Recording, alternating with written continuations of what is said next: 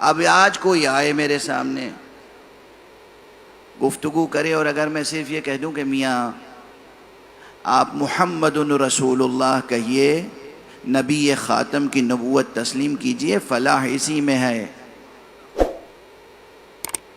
تو اب کیا اس کے لیے میں یہ کہہ رہا ہوں کہ آپ صرف محمد رسول اللہ کہتے رہیے، لا الہ الا اللہ کہنا بھی ضروری نہیں ہے؟ یہ کوئی بابر کر سکتا ہے؟ محمد رسول اللہ کہنے کے معنی یہ ہے کہ پورے نظام دین کو اختیار کرنا ہے۔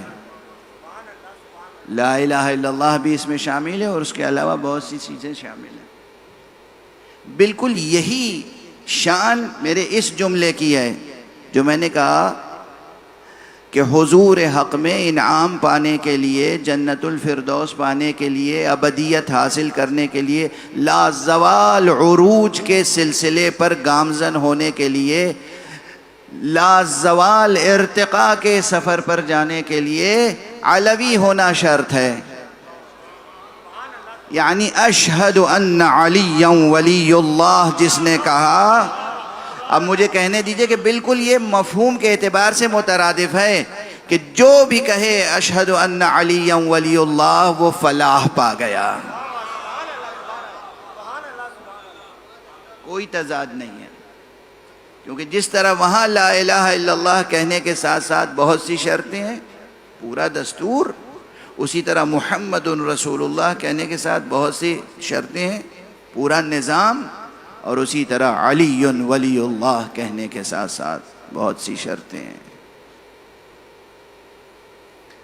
شرائط بھی اگر گنانا شروع کروں تو دامن وقت میں گنجائش نہ ہوگی۔ سہل نہیں ہے علی ولی اللہ کہنا، آسان نہیں ہے علی ولی اللہ کہنا۔